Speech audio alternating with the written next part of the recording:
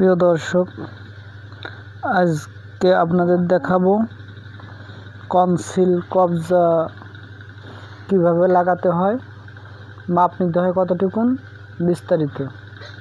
তো আমরা এই যে মাপ নিলাম, আমরা এ পাশ দিয়ে 2 ইঞ্চি ছাড়বো, উপর নিচে 2 ইঞ্চি বরাবর ছাড়বো। ছাড়ার পরে ছোট্ট করে একটা দাগ দিয়ে নেব এবং দাগ দেওয়ার পরে আমাদের কনসিল যে বিট আছে সেই বিট দিয়ে আমরা ছিদ্র দেব। তা কনসিল থেকে বিট দেব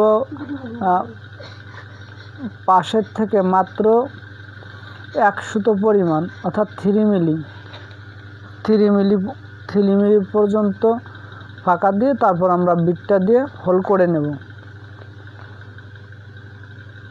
তো আমরা দেখতে পাচ্ছেন আমরা এই যে হোল করে নিচ্ছি। আমরা একটু মাপ দিয়ে দেখে নেব যে আমাদের হোল করাটা ঠিক মতন হয়েছে কিনা বা আমাদের কবজাটা ঠিক মতন বসছে কিনা। তো যদি না বসে তাহলে আমরা আর একটু হোল করে নেব।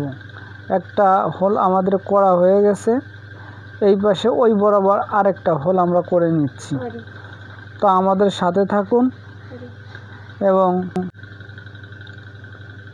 তো আমাদের দ্বিতীয় হোলও করা শেষ। আমরা দেখে নেব কবজা বসিয়ে যে আমাদের কবজা ঠিক মতন বসছে কিনা। তো আমাদের কবজা ঠিকঠাক বসে গেছে।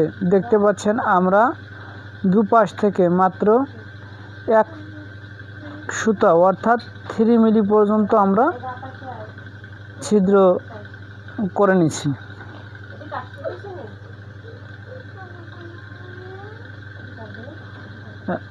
এ পাশেও সম্ভবত আমাদের আরেকটু